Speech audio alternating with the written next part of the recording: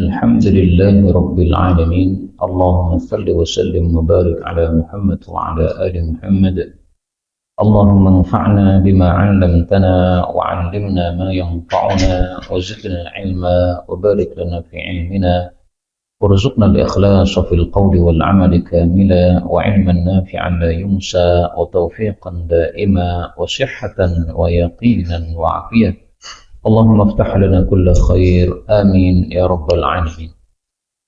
Alhamdulillah kaum muslimin rahimani wa rahimakumullah, kita lanjutkan pengajian kitab Al-Jami' As-Shaghir karya Al-Hafidh As-Suyuti wafat 911 Hijriah, dan kita sudah sampai pada hadis 3421. Faqala al-muallif rahimahullah ta'ala ruwiya an Rasulillah sallallahu alaihi wasallam qala Thalathun, ada tiga perkara, man barang siapa yang kunna fihi, adalah tiga perkara itu ada pada dirinya. Fa inna Allah ta'ala, maka sesungguhnya Allah ta'ala yaghfiru lahu, mengampuni baginya ma siwa dzalika, apa-apa yang selain itu. Yang pertama adalah man mata, barang siapa yang mati la yusyriku billahi syai'a, tidak mensekutukan terhadap Allah sesuatu pun. Yang kedua, walam yakun sahira, dan dia bukan seorang penyihir, yatba'u sahara, yang mengikuti para penyihir. Yang ketiga, walam yahqid, dan dia tidak dengki ala akhihi, terhadap saudaranya, yaitu sesama muslim. Hadis ini diriwayatkan Bukhari dalam Adabul Mufrad, dan derajatnya diperselisihkan ulama. Hadis ini menghasung kita meninggalkan tiga hal. Yang pertama, jangan syirik, karena siapa yang mati dalam keadaan syirik tidak mungkin diampuni dosanya oleh Allah Subhanahu wa taala. Yang kedua, jangan mengikuti sihir atau melakukan sihir, karena sihir termasuk perbuatan kafir sebagaimana disebutkan pada surat Al-Baqarah. Yang ketiga, jangan dengki kepada saudara sesama muslim. Nah, kata Imam Ghazali bahwasanya orang yang debat itu pasti di dalam hatinya ada perasaan hiqat atau dengki atau permusuhan kepada orang yang dia debati. Karena itu jangan debat. Sebisa mungkin tinggalkan perdebatan. Tampaknya kelihatannya senyum setelah debat, tetapi ternyata hatinya sebenarnya mengandung permusuhan. Itu termasuk hiqat di sini, nggak boleh. 422. Salasun, ada tiga perkara. Man barang siapa yang kunna fihi, adalah tiga perkara itu ada pada dirinya. Fahiya raji'atun, maka dia itu kembali ala sahibiha, kepada pelakunya. Maksudnya menjadi bumerang terhadap pelakunya. Yang pertama adalah al-baghyu, zalim, atau melampaui batas dalam kezaliman, wal makru, dan berbuat makar, wan naqsu, dan merusak perjanjian.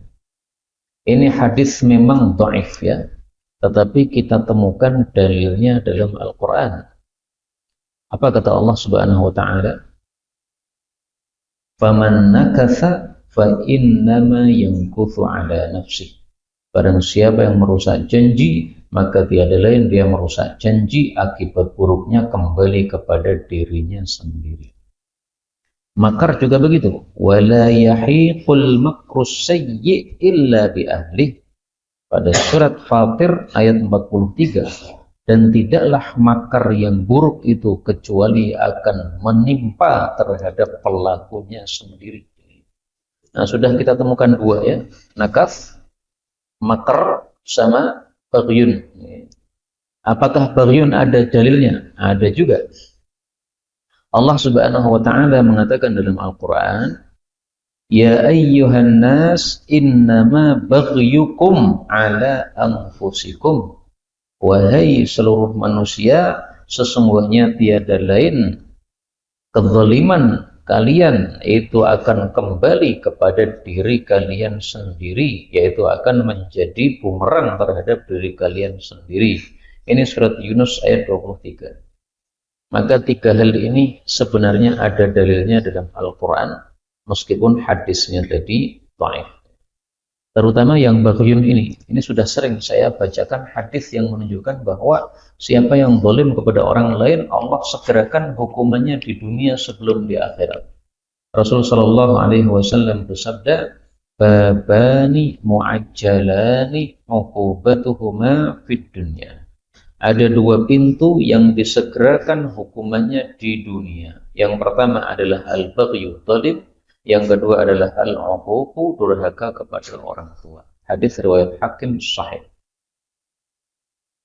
Kemudian 423, salasun, ada tiga perkara. Man, barang siapa yang kunna fihi, adalah tiga perkara itu ada pada dirinya, maka istaujaba, dia pasti mendapatkan as-sawaba, pahala dari Allah Subhanahu wa taala. Wastakmala, dan dia sudah menyempurnakan al-imana, imannya kepada Allah Subhanahu wa taala. Apa saja itu? Yang pertama, khuluqun, akhlak, yang bihi, yang dia hidup dengan akhlak tersebut, finnasi, di tengah-tengah manusia. Jadi hidup sama manusia itu perlu akhlak, Pak. Kenapa? Manusia itu bermacam-macam, ada yang baik, ada yang jelek, ada yang keras, ada yang lunak. Nah, kalau kita tidak bisa bergaul dengan manusia dengan akhlak, nanti bertengkar terus kita dengan manusia, maka perlu akhlak. Yang kedua, wara'un, dan sikap wara' yahjuzuhu, yang mencegah dia an maharimillahi ta'ala, dari perkara-perkara yang diharamkan oleh Allah ta'ala. Wara' itu artinya menjaga diri, yaitu dari yang haram dan yang syubhat. Wara'. Yang ketiga, wahilmun, dan sikap aris, yarudduhu, yang menolak dia anjahlil jahili, dari perbuatan jahilnya orang yang berbuat jahil. Maksudnya dia punya sikap aris yang menyebabkan dia tidak membalas kejahilan dengan kejahilan. Seperti Rasulullah itu dijahili orang, beliau tidak membalas. Beliau diejek orang, beliau diam saja, nggak membalas. Anggap saja ini orang bukan mengejek saya, tadi ngejek orang lain. Karena nama saya Muhammad, dia memanggil nama Mudzammam. Ya, Muhammad itu terpuji, Mudzammam itu tercela. Berarti dia tidak sedang ngejek saya. Nah, ini Rasulullah berarti sudah memiliki sikap hilm, tidak membalas kebodohan orang yang bodoh. Sayyidina Abu Bakar As-Siddiq sedang duduk bersama Nabi SAW. Datang seseorang kemudian mengata-ngatai Abu Bakar, menuduh Abu Bakar. Beliau diam. Nah, ini namanya tidak melayani orang yang berbuat bodoh. Jadi orang bodoh itu jangan dilayani dengan kebodohan. Biarkan kebodohannya pada dirinya sendiri, tidak merembet pada diri kita. Karena kalau kebodohannya merembet kepada kita, itu yang senang setan. Setan berhasil mengganggu dua orang, yaitu orang yang pertama tadi yang mengganggu kita, kemudian orang yang kedua yaitu kita sendiri yang termakan oleh gangguannya. Meskipun hadis ini derajatnya dhaif ya, tetapi isinya bagus. 24. Salasun, ada tiga perkara. Man, barang siapa yang kunna fihi, adalah tiga perkara itu ada pada dirinya, awahidatun, atau satu saja dari tiga perkara ini, falyatazawwaj, maka silahkan menikahi minal huril ain, dari bidadari surga, haitsu syaa, kapanpun dia inginkan. Atau haitsu itu boleh diartikan kapanpun, boleh diartikan dimanapun. Tapi ini ditafsiri oleh para ulama, maksudnya bebas dia menikahi hurun in berapapun. Siapa saja? Satu, rajulun, seseorang, uktumina, yang dia itu diamanai ala amanatin, atas satu amanah, fa'addaha, lalu dia menunaikan amanah itu, makhafatallahi azza wa jalla, karena dia takut kepada Allah azza wa jalla. Amanah itu adalah semua hak orang lain yang wajib kita tunaikan kepadanya, itu namanya amanah. Titipan itu amanah, karena itu haknya orang lain. Maka seorang pejabat korupsi berarti tidak amanah, karena tidak menyampaikan hak kepada orang lain. Yang kedua, warajulun, dan seseorang khalla, dia membebaskan an qatilih, dari orang yang sudah membunuh dia. Maksudnya gini, seseorang dibunuh oleh seseorang tapi belum mati, ya, dia masih hidup tapi hampir mati. Nah, setelah dia mengetahui, oh ternyata yang membunuh saya orang itu, sudah saya maafkan dia. Nah, itu namanya khalla an qatilih, dia melepaskan orang yang membunuhnya. Dia tidak menyuruh orang yang membunuhnya tadi untuk dikisos, tapi dimaafkan, dilepaskan. Cukup mengganti mengganti diatnya atau ganti ruginya. Itu berarti sudah melepaskan.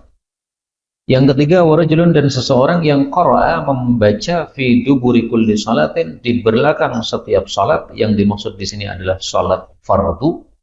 Membaca apa? Qul huwallahu ahad. Seberapa? Asyra marratin, sebanyak 10 kali. Ini hadisnya memang dhaif, gitu. Tapi hadis-hadis dhaif tentang fadilah amal bisa kita amalkan apabila memenuhi syarat. Salah satu syaratnya adalah amalannya amalan yang tidak bid'ah, karena sudah ada dalil umum yang mencakup dia. Termasuk di sini membaca surat Qul huwallahu ahad. Boleh enggak dibaca setelah salat? Boleh. 10 kali boleh enggak? Boleh. Maka boleh kita mengamalkan hadis ini. Apakah nanti kalau kita mengamalkan hadis ini, nanti di surga kita akan mendapatkan bidadari surga? Terserah kita. Nah, itu yang kita nggak tahu, karena hadisnya ini dhaif.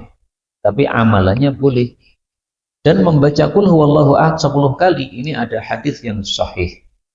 Disebutkan di dalam kitab Tafsir Ibnu Katsir dari riwayat Imam Ahmad bin Hanbal, bahwasanya Rasulullah bersabda, siapa yang baca Qul hu 10 kali, maka Allah bangun untuk dia istana di surga. Maka Sayyidina Umar mengatakan, kalau itu kami akan banyak membaca Qul hu. Maka Rasulullah menjawab, Allahu aktsar. Allah itu karunianya lebih banyak. Artinya tidak akan Allah itu kekurangan istana. Gara-gara semua yang hadir ini mengamalkan Qul hu 10 kali. Akhirnya Allah kehabisan, waduh istana kuntek, enggak mungkin. Allahu aktsar. Maka silahkan PR dari majelis ini, baca Qul hu 10 kali, minimal 1 kali setiap hari. Kalau bisa setiap selesai sholat, sebagaimana disebutkan di sini, kulla sholatin, lebih bagus lagi, berarti kita sudah punya 5 istana setiap hari. Di dunia mungkin nggak punya rumah, nggak apa-apa. Yang penting di akhirat sudah punya istana. 25. Salatun, ada 3 perkara. Man, barang siapa yang kunna, adalah 3 perkara itu, fihi, ada padanya, adhallahu, ini kurang hamzah ya. Adhallahu, Allah pun menaungi dia, tahta dhilli, di bawah naungan arsyihi, singgasananya, yauma la dhilla, pada hari tidak ada naungan, illa dhilluh, kecuali naungan Allah subhanahu wa ta'ala. Al-wudu' alal makarih, berwudu padahal ada perkara-perkara yang tidak disukai. Misalnya panjenengan berwudu padahal musim dingin. Berwudu musim panas kan senang. Nah, ini musim dingin nggak senang panjenengan. Nah, tapi nekat wudu karena batal. Nah, itulah wudu alal makarih. Yang kedua, wal masyu, dan berjalan ilal masajid, ke masjid-masjid, fi dhulam, pada waktu yang gelap. Pada waktu gelap itu maksudnya sholat isya sama sholat subuh. Meskipun sekarang sudah banyak lampu, tapi tetap itu gelap karena memang cuacanya malam itu gelap. Dan yang dimaksud berjalan ini tidak hanya berjalan untuk sholat jamaah, tapi berjalan ke masjid untuk pengajian termasuk, berjalan ke masjid untuk i'tikaf termasuk, berjalan ke masjid untuk tadarusan termasuk. Yang ketiga, wa it'amul ja'i, dan memberi makan kepada orang yang lapar. Hadis ini memang dhaif, tetapi karena fadilah amal bisa kita amalkan. Mari kita rajin datang ke masjid, terutama pada sholat isya dan subuh ini. Dan ada hadis yang sahih tentang orang yang berjalan kepada sholat isya dan subuh ke masjid. Sabda Nabi, basyiril masya'ina fid dhulam, berilah kabar gembira orang-orang yang selalu berjalan di gelap gulita, ilal masajid, menuju masjid, bin nurit tam yaumal qiyamah, akan dapat sinar sempurna besok di hari kiamat. Ini hadisnya sahih. Maka untuk poin yang kedua ini, berjalan ke masjid di gelap gulita, ini ada hadis yang sahih padanya, sehingga hadis ini bisa diamalkan. Mari kita amalkan. diniatkan dalam hati, tidak pernah salat isya dan subuh kecuali di masjid. Kemudian di sini disebutkan Allah akan memberikan naungan di bawah naungan singgasananya. Orang-orang yang diberi naungan singgasana dari singgasana Allah besok di akhirat di padang mahsyar ketika matahari sangat panas di atas kepala kita, itu ada 70 golongan. Dan 70 itu salah satunya adalah orang yang melakukan salah satu dari 3 ini. Jadi bukan hanya 7 golongan. Dalam hadis Nabi kan mengatakan ada 7 golongan yang akan dinaungi oleh Allah. Itu bukan membatasi 7 saja. Karena ada hadis yang lain banyak sekali dikumpulkan sampai 70 golongan oleh Imam Suyuti dalam kitab Fuzuhul Hilal. Kemudian 26, salasun ada 3 perkara. Man barang siapa yang ja'a datang bihina dengan 3 perkara itu ma'al iman. Tapi harus disertai dengan iman. Maka dakhalal jannah, dakhala dia masuk min ayyi dari mana saja abwabil jannah, pintu-pintu surga, sya'a yang dia inginkan. Jadi supaya kita bebas masuk surga yang jumlahnya 8 pintunya itu, hendaklah kita melakukan 3 perkara ini semuanya. Pintu surga ada 8, sudah pernah kita bahas. Salat, zakat, puasa, Rayyan atau pintu Rayyan dan pintu jihad, ya. Kemudian pintu orang-orang yang memaafkan manusia, kemudian pintu orang-orang yang ridho terhadap takdirnya Allah, kemudian pintu yang kanan, kemudian pintu tobat. Ada 8 pintu surga. Selain itu wazuja, dan dia dikawinkan minal huril in, dari huril in haitsu sya'a, terserah dia. Mau 1000 kasih ya, Pak. 1, man afa, orang yang memaafkan an qatilih, dari orang yang membunuhnya. Sama tadi tafsirnya, ya. Dia dibunuh orang belum mati, kemudian dia tahu oh yang membunuh saya adalah fulan, atau dia tidak tahu juga sama saja, dia maafkan. Yang kedua wa'adda, dan orang yang menunaikan jainan, utang khafiyan, yang tersembunyi. Apa maksudnya utang yang tersembunyi? Utang yang tersembunyi itu adalah utang yang dia tidak mengetahui. Contohnya gimana? Misalnya tiba-tiba istri antum itu utang tanpa bilang-bilang. Nah, begitu sudah ditagih ke rumah kaget, loh, ternyata istrinya utang tanpa bilang. Nah, kemudian panjenengan, ya sudahlah, karena ini istri saya, ya tak lunasi. Besok dinasihati, besok lagi kalau utang jangan begitu. Utang itu bilang dulu, ya untuk apa utang ini? Nah, panjenengan melunasi utang yang panjenengan asalnya tidak tahu, tapi kemudian panjenengan lunasi. Nah, itu termasuk ini dainan khafiyyan. Atau contoh lain, bapak punya utang, tapi anaknya nggak tahu. Nah, begitu bapaknya mati, ditagih oleh orang yang ngutang. Itu namanya dainan khafiyyan. Oh, bapak punya utang, baik, saya lunasi. Karena termasuk birrul walidain ini, ya, bapaknya mati punya utang, dilunasi oleh anaknya. Yang ketiga, wa qara'a, dan membaca fi dubri kulli salatin, di belakang setiap salat, maktubatin yang fardu. Nah, di sini ada kata-kata maktubah, salat fardu. Berarti hadis yang tadi itu ditafsiri dengan hadis ini. Setiap salat fardu selesai, membaca 10 marratin, 10 kali surat Qul huwallahu ahad. Hadis ini juga sama, ya, dhaif, tetapi bisa diamalkan karena hanyalah fadilah amal yang sudah terpayungi oleh dalil yang sahih. 27, salasun ada 3 perkara, man barang siapa yang hafidhahunna, menjaga 3 perkara itu, fahwa, maka dia itu waliyi, waliku, kekasihku, haqqan, sebenar-benarnya. Wa man dhayya'ahunna, tapi barang siapa yang menyia-nyiakan 3 perkara itu, fahwa, maka dia itu aduwi, musuhku, haqqan, sebenar-benarnya. 1, as-shalah, amalan salat, karena salat adalah amalan yang paling utama. Yang kedua as-siyam, puasa, karena puasa ini termasuk rukun Islam. Yang ketiga wal janabah, dan junub, maksudnya mandi junub. Karena mandi junub itu amanah, tidak ada yang tahu kecuali panjenengan, Pak. Panjenengan junub kan orang nggak tahu kan kalau panjenengan junub. Yang tahu ya Anda sendiri sama Allah Subhanahu wa taala. Maka siapa yang menjaga mandi junub padahal nggak ada yang tahu bahwa dia junub, berarti dia waliku sebenar-benarnya, kata Allah Subhanahu wa taala. Oh, walinya Nabi ya. Oh, ini yang ngomong Nabi ya. Bahwa wali, maka dia adalah waliku, yaitu walinya Nabi. Tapi hadis ini memang mursal, dan hadis mursal itu adalah hadis yang dhaif. Dan kata-kata musuhku ini ya, ini bisa dua makna. Kalau dia menyia-nyiakan sholat atau puasa atau mandi junub, tapi dia masih mengakui itu adalah wajib, ini berarti dia akan disiksa oleh Allah. Itu makna musuhku. Tapi kalau dia melakukan perkara tadi ya, meremehkan sholat, puasa, dan mandi junub dalam keadaan menghalalkannya, ini nggak apa-apa. Sholat kadang-kadang itu nggak apa-apa, sholat itu nggak wajib, sakarepku dewi. Nah itu berarti musuh Nabi dengan makna yang hakikat, yaitu kafir. Musuhnya Nabi itu apa? Kafir. Karena manusia cuma ada dua, ada muslim, ada kafir.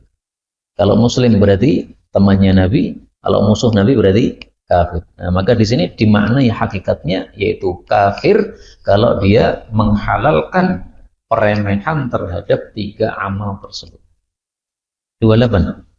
Salasun, ada tiga perkara, man fa'alahunna, barang siapa yang melakukan tiga perkara itu, faqad ajram, maka sungguh telah berbuat dosa. Satu, man aqada liwa'an, orang yang mengangkat bendera fi ghairi haqqin, tanpa hak. Kata-kata mengangkat bendera ini adalah ungkapan orang Arab, yaitu mengadakan peperangan.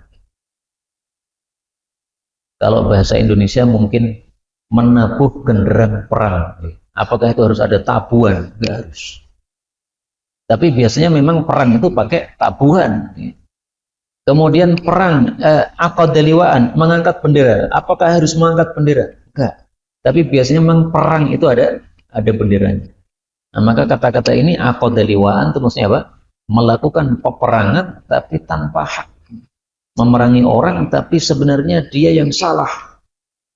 Misalnya serempetan sama seseorang, kemudian raprimo, akhirnya ngajak seluruh teman-temannya untuk mengkeroyok sekampung itu. Ini apa-apaan kayak begini? Perang kok tidak tanpa hak kayak begini. Yang kedua, au'aqqa, atau dia itu durhaka walidayhi, kepada kedua orang tuanya. Yang namanya orang tua itu yang melahirkan kita. Baik itu bapak ibu maupun kakek nenek maupun ke atasnya. Karena semua itu yang ke atas itu yang penyebab kelahiran kita.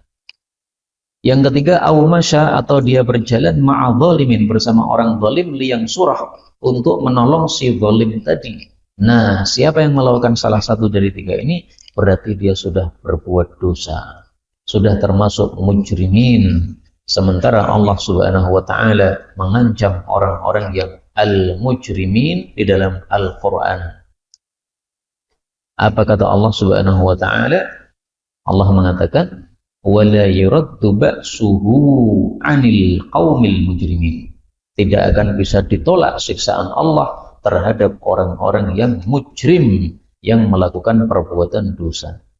Jadi kata-kata ini maksudnya adalah ancaman dari Nabi SAW. Siapa yang melakukan ini, Allah sudah siap kirim dosa, kirim siksa kepadanya. Tapi memang hadis ini derajatnya juga dhaif. 29. Salasun, ada tiga perkara, man fa'alahunna, barang siapa yang melakukan tiga perkara tadi, atau qasaum, pasti mampu untuk puasa. Mampu itu maksudnya mudah, puasanya jadi gampang, nggak susah. Maka nanti kalau puasa Ramadan ingat-ingat tiga ini ya. Satu, man akala, makan qabla ayyashrab, sebelum minum. Jadi makan baru minum ya. Setelah makan minum, insya Allah panjenengan kuat puasa, mudah puasa. Yang kedua, tasahhara, makan sahur. Jadi sahur itu meskipun sunnah, sepakat para ulama bahwa sahur itu sunnah, tapi jangan ditinggalkan.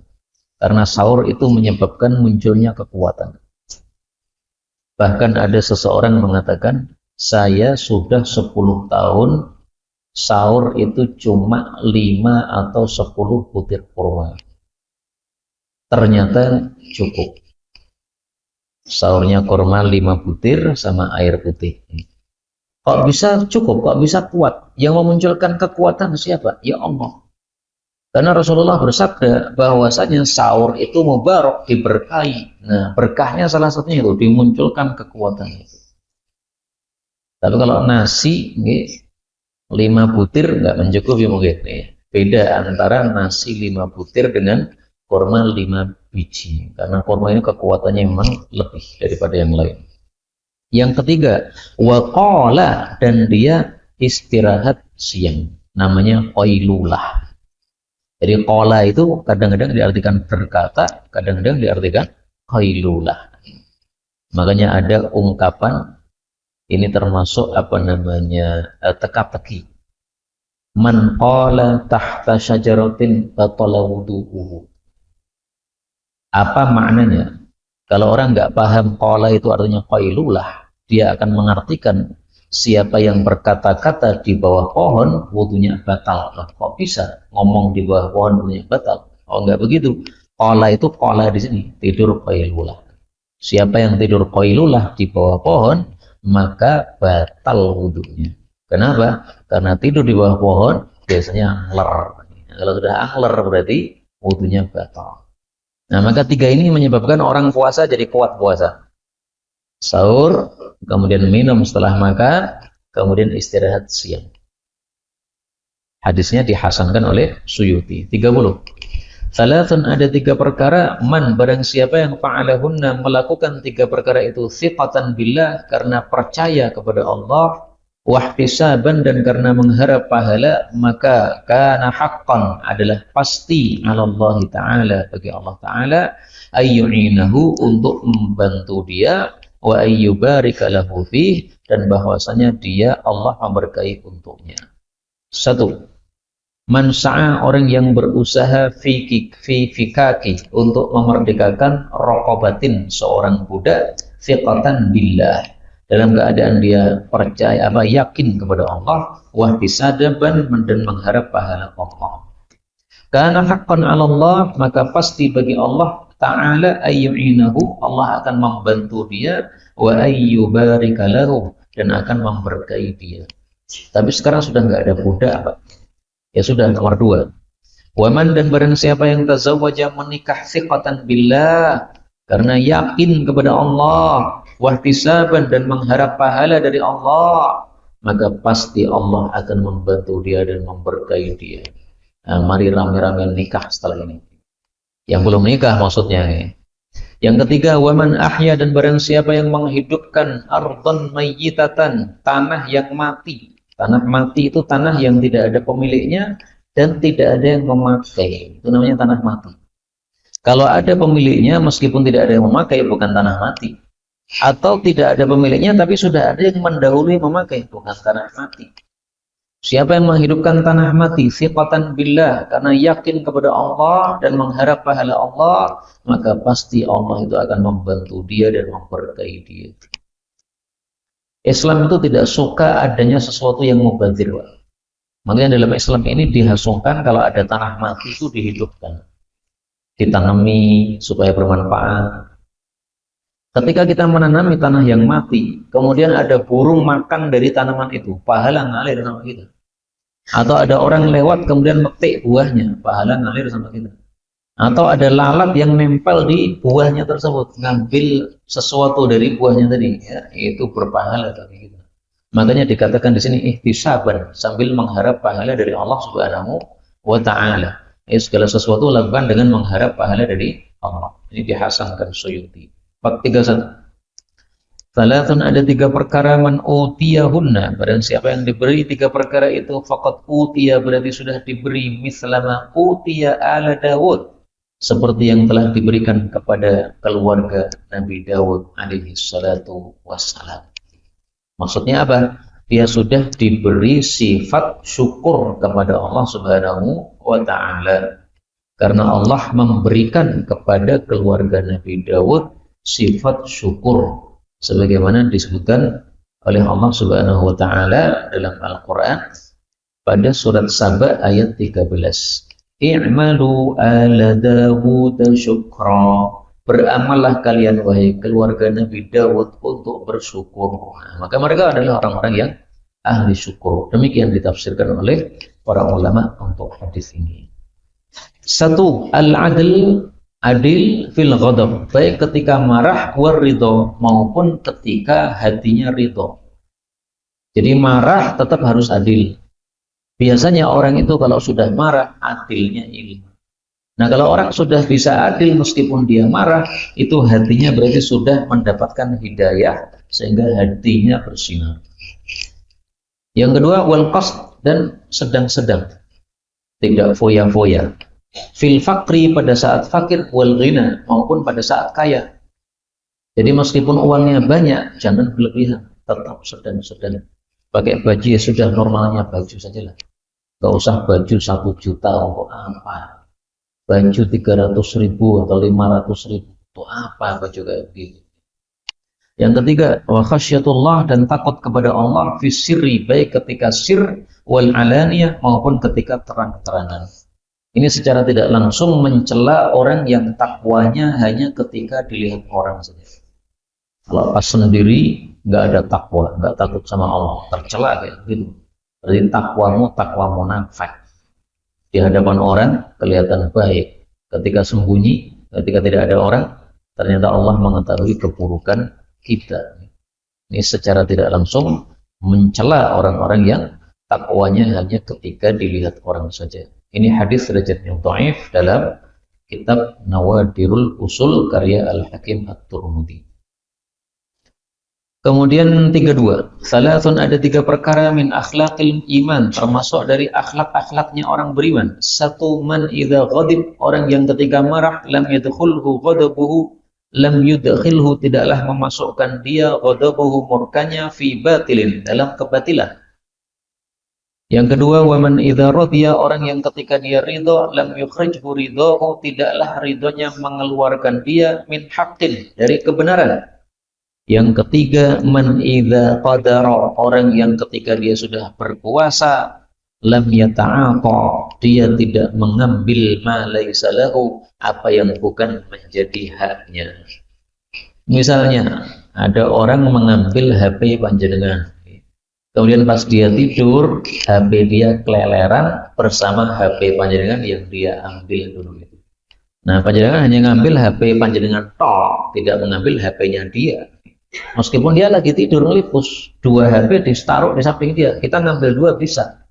Nah, itulah makna qadara, dia sudah berkuasa tapi tidak ngambil kecuali yang menjadi miliknya. Bolehkah kita seperti itu, mengambil hak kita ketika kita mendapatkannya? Boleh, menurut pendapat yang sahih. Sebagian ulama mengatakan tidak boleh. Orang yang mengkhianati kita, jangan kita balas khianat. Tapi ulama yang membolehkan mengatakan ngambil hak itu bukan khianat. Nah, itu hak saya sendiri kok, nggak apa-apa. Bagaimana kalau yang diambil oleh orang itu HP kita harga 5 juta, tapi pas keleleran itu HP dia yang harganya 10 juta. Boleh nggak diambil? Boleh dengan syarat HP-nya panjenengan ambil jujuli mang yuto. Tapi kalau ngambil semua HP-nya nggak boleh, nilainya 10 juta. Nah, jadi kita embat HP-nya, tapi kemudian kita bangunkan hebat, tangi-tanginya 5 yuto susuk. Ini hadis derajatnya dhaif, bahkan palsu, kata Syekh Al-Albani. 33. Salatun, ada 3 perkara minal maisir, termasuk dari judi. 1, al-qimar. Qimar itu adalah spekulasi. Seperti main umbul anak-anak itu, gambar diunggul ke, nah, nanti siapa yang gambarnya terbuka berarti dia ngambil. Itu nggak boleh, nggak begitu, dosa. Nah, tapi anak kecil belum dosa, nah, bapaknya jangan membiarkan. Yang kedua, waddarbu, dan main bil ki'abi, dengan ki'ab. Ki'ab itu kubus, apa namanya itu, dadu. Jadi nama lainnya adalah nardi, an-nardu. Nah, kenapa disebut ki'ab? Karena bentuknya kubus. Jadi ki'ab itu artinya kubus. Nah, makanya Ka'bah itu apa? Disebut Ka'bah karena bentuknya begitu. Was-safir, dan bersiul bil hammam, dengan merpati. Jadi menyiuli merpati, main-main merpati. Nah, ini semuanya termasuk judi. Kalau dilombakan kemudian ada sesuatu yang diberikan.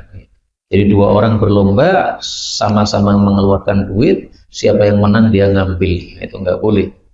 Meskipun hadis ini mursal ya, tetapi maknanya sahih, tidak boleh kita berjudi. 34. Salasun, ada 3 perkara min aslil iman, termasuk dari pokok iman. 1, al-kafu, menahan diri, amman qala la ilaha illallah, dari orang yang sudah mengucapkan la ilaha illallah. Menahan diri maksudnya jangan membunuh. Jadi kalau ada orang sudah mengucapkan la ilaha illallah, jangan kita bunuh, karena dia sudah seorang muslim. Wala yukaffiruhu, dan jangan mengkafirkan dia bidzanbin, dengan perbuatan dosa. Karena perbuatan dosa, meskipun dosa besar, itu tidak menyebabkan kafir, tapi hanya menyebabkan fasik saja. Nah, ini hati-hati nih. Jangan suka mengkafirkan, mengatakan semua Syiah kafir. Itu bukan perkataan ulama itu. Para ulama katakan Syiah itu ada yang kafir, ada yang muslim. Kalau muslim berarti muslim apa? Muslim fasik. Karena dosa itu bisa kafir, bisa fasik. Hati-hati ini. Ini pasti orang-orang nggak pernah ngaji sehingga mudah mengkafirkan. Akidah Ahlussunnah wal Jamaah tidak boleh mengkafirkan orang dengan perbuatan dosa besar. Hati-hati. Wala yukhrijuhu minal Islam, dan tidak mengeluarkan seorang muslim dari Islam bi'amalin, dengan tingkahnya, dengan amalannya. Nah, seperti tadi ya. Kamu Syiah, berarti kamu kafir. Oh, nggak bisa begitu. Dia apa yang dilakukan dulu? Kalau dia mengatakan Aisyah istri Nabi berzina, nah, kafir jelas. Mengatakan Quran 30 juz ini kurang, mestinya 300 juz, oh, kafir jelas. Ini yang pertama ya, aslul iman yang pertama. Aslul iman yang kedua, wal jihadu madin, dan jihad itu terus berlanjut. Mungdu ba'atsanillah, sejak Allah mengutus saya, ila ayyuqatil, sampai berperangnya akhiru ummati, umat saya yang terakhir, ad-dajjal, memerangi dajjal. Maksud ini adalah termasuk pokok iman adalah kita meyakini bahwa jihad itu sampai kiamat itu wajib, nggak bisa gugur kewajiban jihad. Maka yang mengatakan sekarang jihad ini jihadnya ekonomi, bukan jihad pedang lagi, itu bisa gugur iman dia, karena ini termasuk apa? Pokok iman. La yubtiluhu, tidaklah membatalkan jihad tersebut jawru jairin, kezalimannya orang yang zalim, wala adlu adilin, tidak pula adilnya orang yang adil. Jadi meskipun pemimpin kita pemimpin yang zalim, kalau dia ngajak jihad, jihad tetap wajib. Yang ketiga, wal imanu bil aqdar, dan iman terhadap takdir Allah Subhanahu wa taala. Inilah 3 pokok iman. Tapi memang hadisnya dhaif. 35. Salatun, ada 3 perkara minal jafa, termasuk bodoh. 1, ayyabular rajul, bahwa seseorang kencing qaiman, berdiri. Karena kencing berdiri itu khilaful aula, menyelisih yang lebih utama. Lebih utama gimana? Duduk, supaya tidak nyiprat ke baju kita. Boleh kencing berdiri, tidak makruh apabila terpaksa. Seperti waktu itu Rasulullah cari tempat untuk duduk, nggak ada. Akhirnya beliau kencingnya berdiri. Yang kedua, au yamsah, atau dia mengusap jabhatahu, jidatnya, qabla yafrugha, sebelum selesai min salatih, dari salatnya. Jadi misalnya panjenengan sujud, kemudian bekas sujudnya di sini terasa ada sesuatu apa yang agak kotor nih, karena debu belum di masjidnya belum disapu. Akhirnya debunya panjenengan usap. Nah, ini termasuk apa ini? Kebodohan. Kenapa? Karena panjenengan sholat, bekas-bekas dari ibadah itu ada nilai pahalanya di hadapan Allah Subhanahu wa taala. Kecuali kalau mengganggu, Pak, nempel di sini batu, nah, otomatis harus dilepaskan. Karena kalau nggak dilepaskan nanti pas sujud nih berdarah. Yang ketiga, au yang fuh, atau dia meniup fi sujudihi, pada sujudnya. Tempat sujud kotor, kemudian mau sujud ditiup. Ini bodoh kayak begini. Tapi memang dalam hadis yang lain diperbolehkan mengusap tempat sujud 1 kali aja. Kalau 2 kali nggak boleh, harus 1 kali. Hadis ini derajatnya sahih menurut Suyuti. 36. Salatun, 3 perkara min fi'il jahiliyah, termasuk dari tingkah orang-orang jahiliyah. La yada'uhunna, tidaklah akan meninggalkan 3 perkara ini ahlul Islam, orang-orang Islam. Jadi meskipun ini perkara haram, tapi umat Islam faktanya tidak meninggalkan. 1, istisqa, minta hujan bil kawakib, kepada bintang. Maksudnya keyakinan orang-orang jahiliyah dulu bahwa yang menurunkan hujan itu bintang-bintang tertentu. Sehingga kalau ada turun hujan, orang jahiliyah mengatakan ini yang menurunkan adalah bintang itu. Kalau seseorang mengatakan nazala binau'i kadza, ini hujan turun dengan sebab munculnya bintang itu. Karena biasanya kalau bintang itu muncul, Allah turunkan hujan. Itu masih boleh, tapi kurang bagus. Kenapa? Karena kalimatnya menyerupai kalimatnya orang kafir. Paling bagus kita mengatakan Allah turunkan hujan kepada kita. Nggak usah dikait-kaitkan dengan apa? Bintang-bintang tertentu. Karena bisa saja Allah menurunkan hujan tanpa muncul bintang tersebut.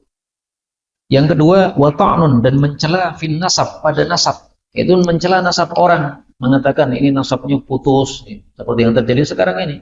Itu Ba'alawi itu Habib-Habib Indonesia itu palsu semua itu, nasabnya putus. Itu ta'nun fil nasab itu. Makanya sesuai sabda Nabi, ini tingkah jahiliyah, tapi umat Islam tidak pernah berhenti dari melakukannya, terbukti.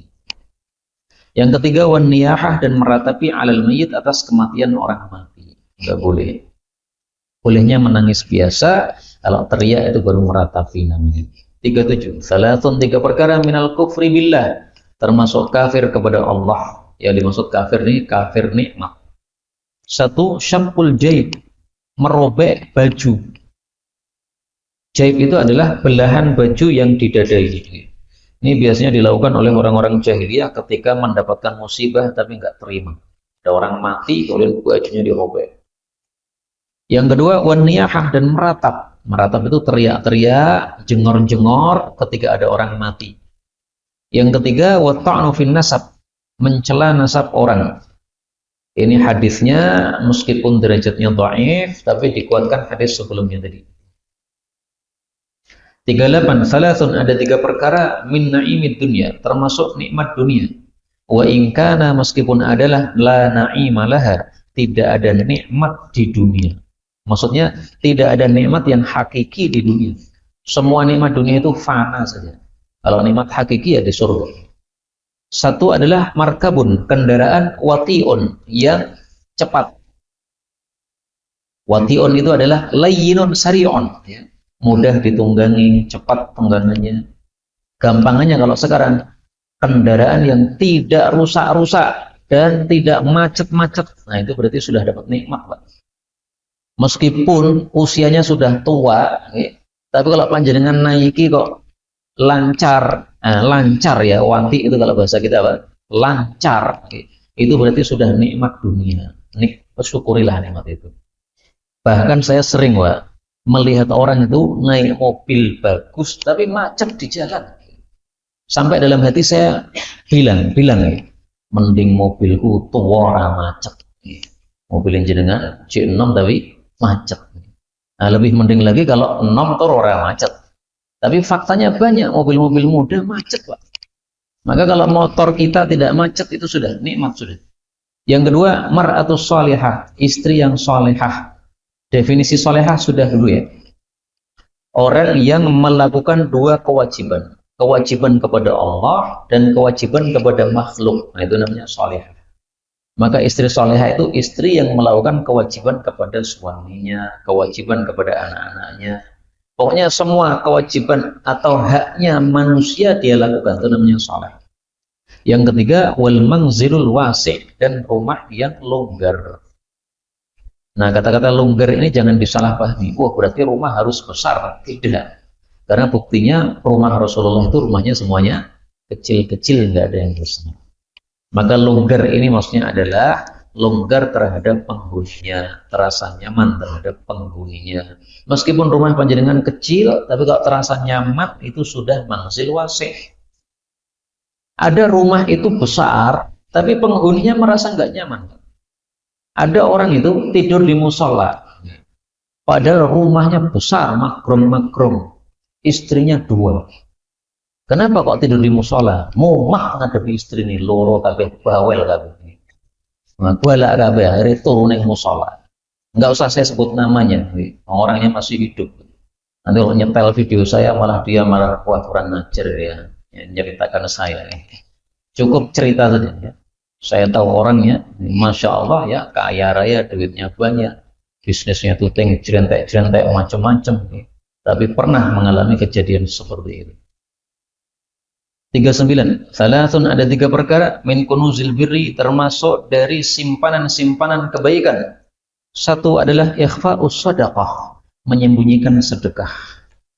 Maksudnya kalau kita sedekah sembunyi-sembunyi, itu adalah kita mendapatkan simpanan kebaikan yang sangat istimewa di surga besok. Pahalanya besar, diistimewakan oleh Allah Subhanahu wa Ta'ala.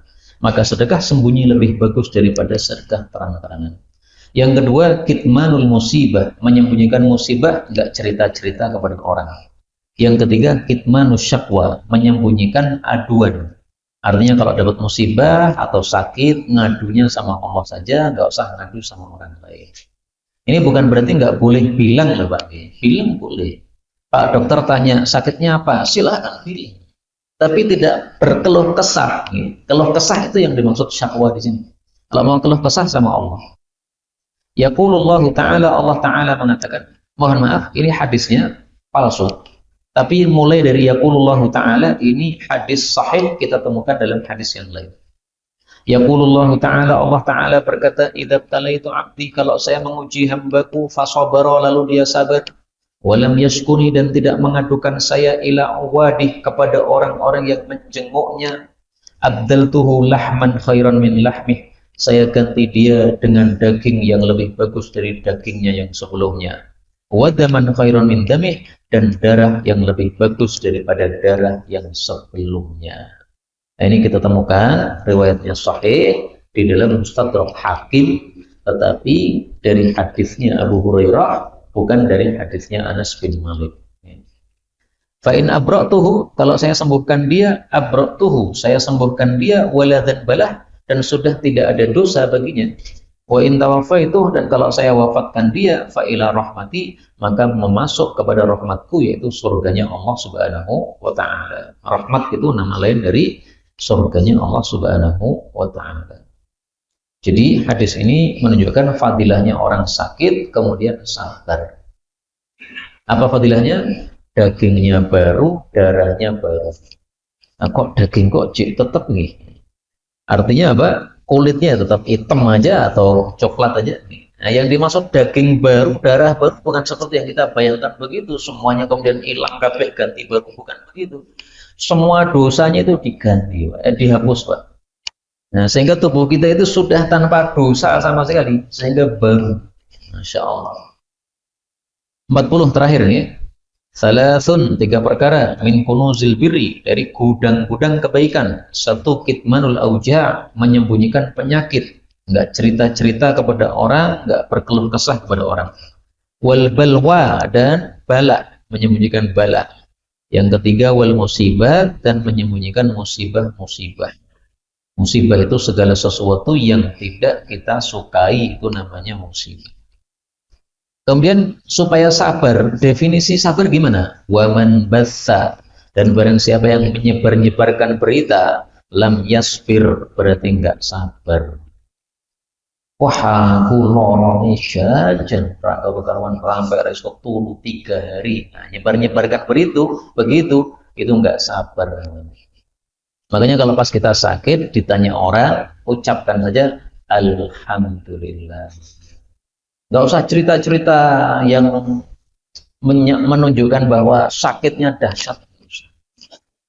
Wah, sampai resok tua kalau telung dino, enggak usah begitu. Alhamdulillah, malam ini bisa tidur. Nah, kita aja ceritakan yang baik-baik supaya kita tidak termasuk yang ini. Man bassa lam yasbir. Siapa yang menebar-nebarkan berita sakitnya itu berarti tidak sabar berarti. Wallahu a'lam bishawab, walhamdulillahirabbil alamin.